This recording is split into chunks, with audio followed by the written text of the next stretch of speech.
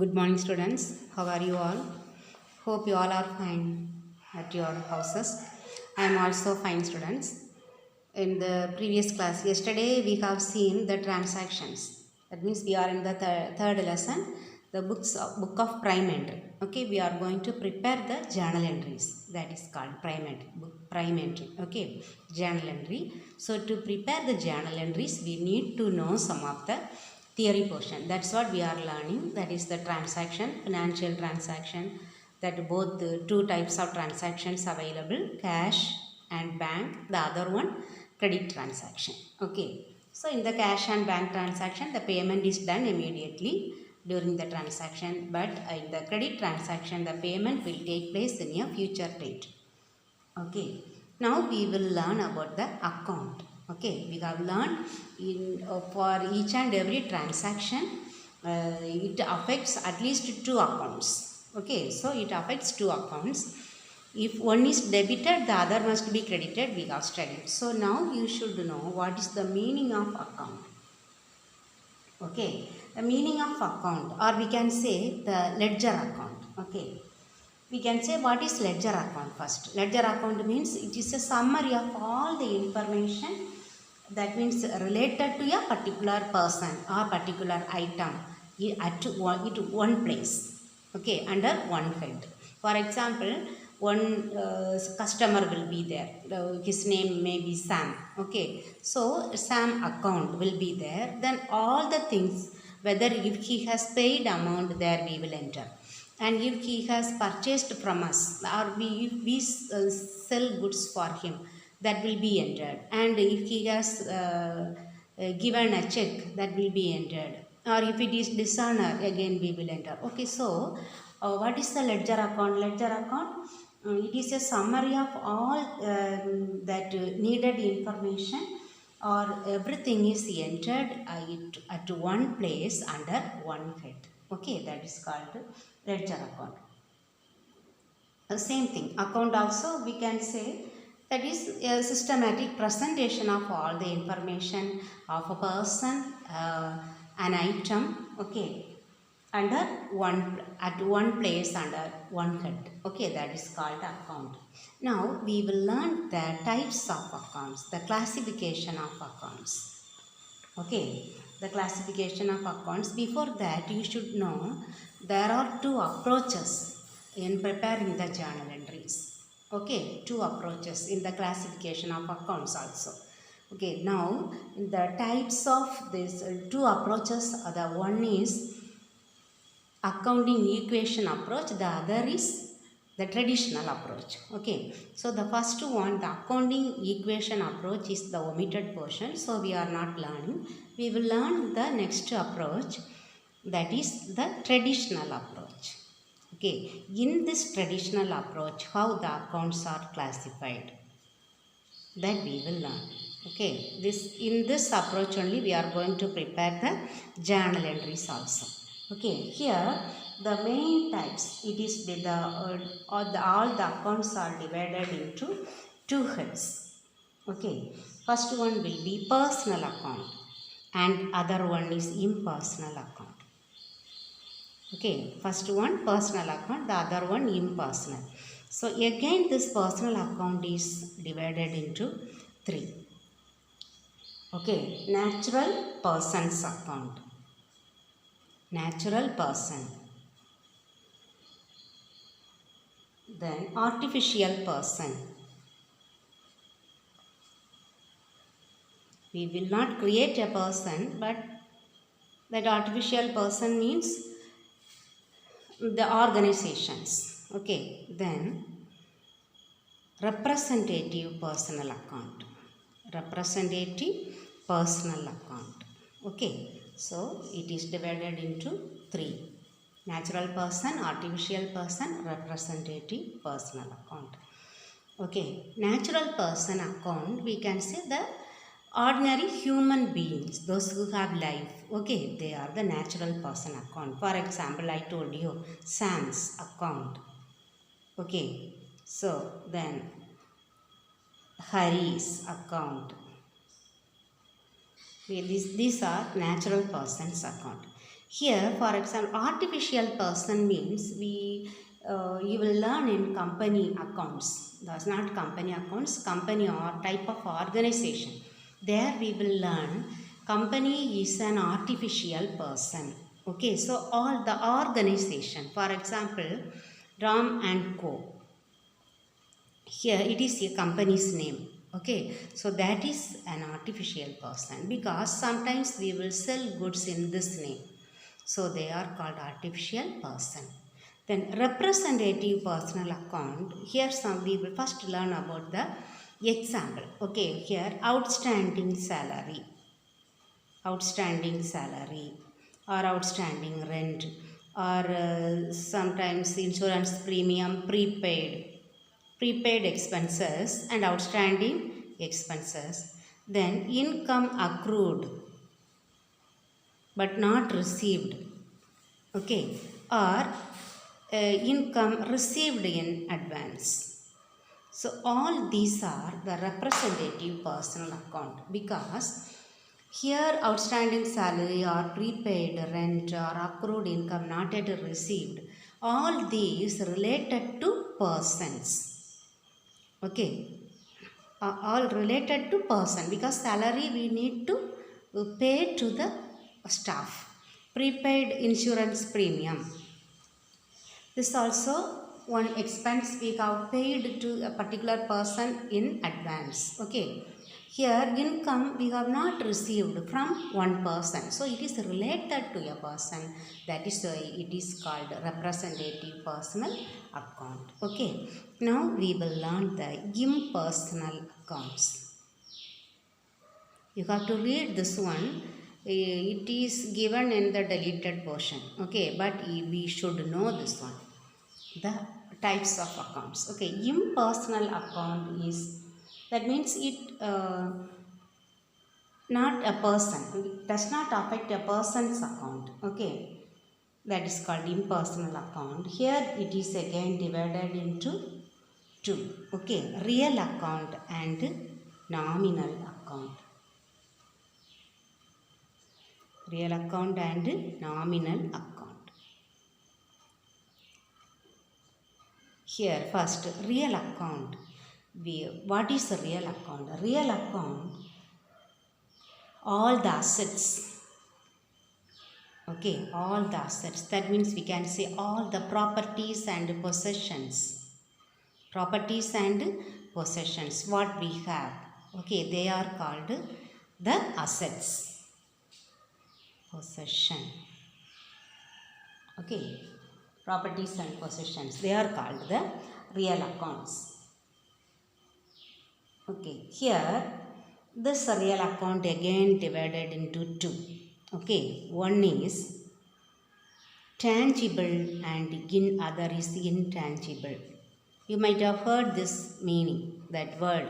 Okay, tangible and intangible.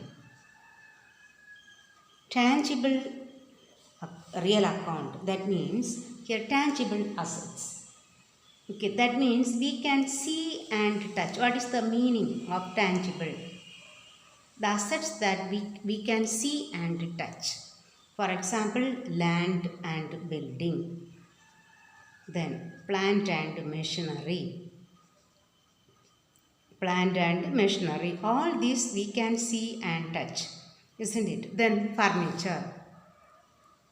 Then fittings in the wall. Okay, then office equipments, computer, then computer, fax machine, photocopy machine. Okay, all these office equipments. Then motor vehicle, car, okay, bus. All these are tangible assets. Then intangible assets that we cannot see. Okay, we cannot see and touch. Those assets are called tangible assets, not intangible assets. Okay, so what are the intangible assets? Main thing, goodwill. You will learn this one. Okay, goodwill means from the name itself, goodwill, that good name of the organization. For example, we are studying in Bethlehem school. We used to say, isn't it? It had a name before. Now it is gaining, it is not getting its old name. Now it is losing its name. We hear, isn't it? Sometime we hear, but some say, okay, Bethlehem is good, isn't it? So the name that they have yearned for many years. Okay, Bethlehem school everyone knows, isn't it? Oh, you are studying in Bethlehem school. That is a very big school, they say, isn't it? Okay, the coaching and all good, isn't it? So that is called goodwill. The name, good name of the organization. Okay, goodwill. Then patent. If a person discover something, or if he has invented something, then he will have that patent right. For that product, he will get the patent right. Okay, that is an asset for him. Okay, that we cannot see, but that certificate he may have. Okay, but that right, if anyone is going to start an industry based on his invention, his discovery, then a great sum must be given to that person because he is having that right. Then copyright. This one is related to the book. If you write your book, you will have the copyright. You might have seen in every book, though the publishers or the authors will have one symbol like this. Okay, C. C will be kept in the round, I think, in the round. Okay. So that is called copyright. Copyright is with whom? Who can take the copies of that book? It will be given to your publishers. Okay. That person, so that publishers, they will pay a large sum to the person one who has written that book. So that right will be with those publishers, the press people. Okay. So that is called copyright related to the book. This one related to the inventions and discoveries. Okay. So all these are the, then patent right. Okay. Trademark. Okay. Trademark. This also an intangible asset only. A company will have one sign. Okay. By seeing that sign, we will think, okay, this is this product. Okay, so that is having some value. Okay, that will not be given to anyone else.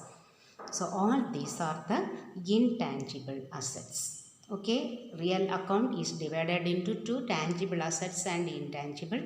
Tangible real account, that what is tangible assets? It can be seen and touched. All these are the examples. Then intangible assets, intangible real account. So they are the intangible assets, they are the properties that cannot be seen and touched. They are goodwill, patent right, copyright, trademark, etc. Okay, now we will learn the second type of impersonal account, that is called nominal account.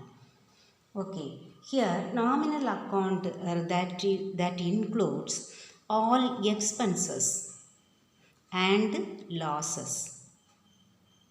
All expenses and losses and all income and gains. Incomes and gains. Okay, they are called nominal account. Okay, so now we will learn the rule of this accounting. Now you might have understood the types of accounts on the basis of traditional approach. Okay, traditional approach, the main accounts are divided into two. One is personal account, the other is impersonal account.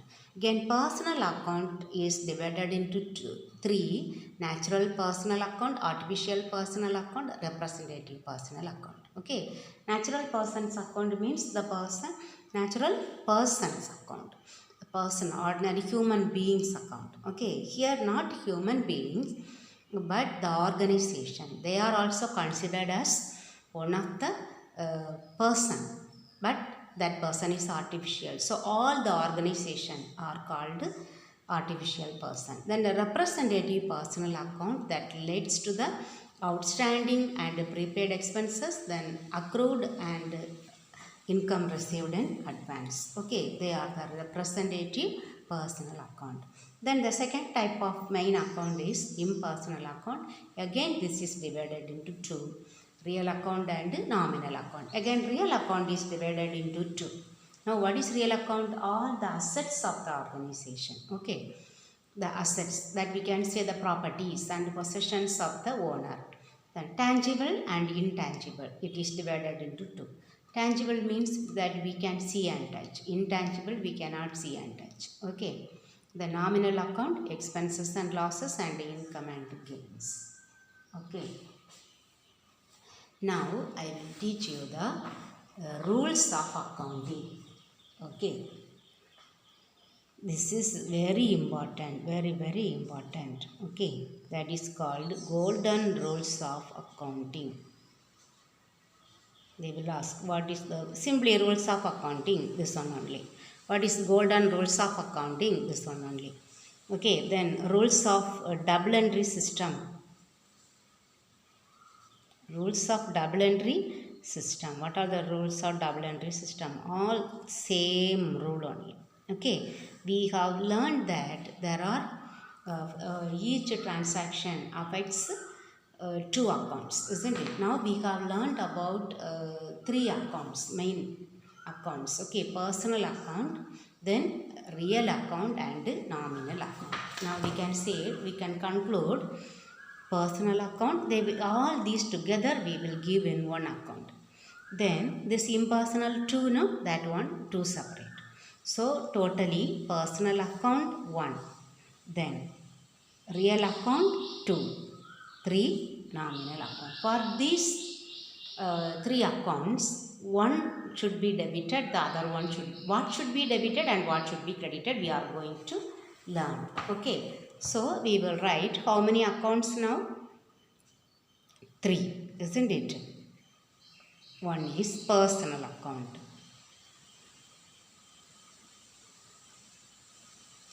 Second one, real account.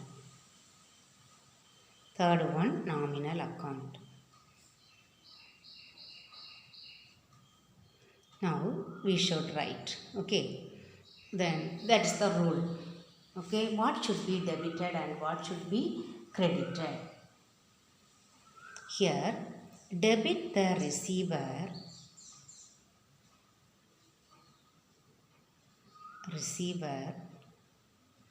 Here we can credit the giver.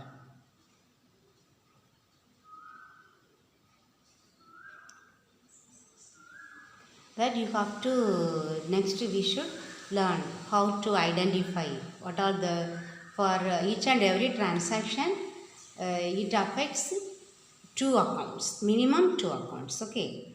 Then what is the rule for real account? Real account, debit what comes in. Debit what comes in. So what is the opposite? Credit what goes out. That's all. Credit what goes out.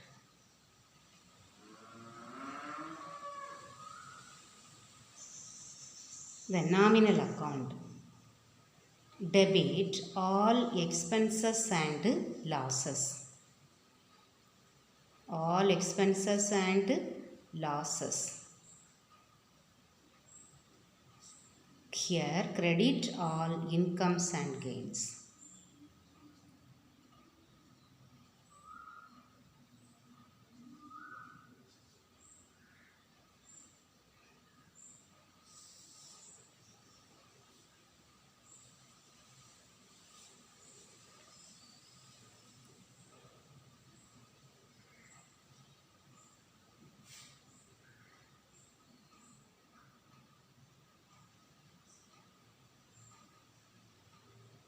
Personal account, debit the receiver, credit the giver. Real account, debit what comes in, credit what goes out. Nominal account, debit all expenses and losses, credit all incomes and gains. Okay, this is the rule. This one you have to learn.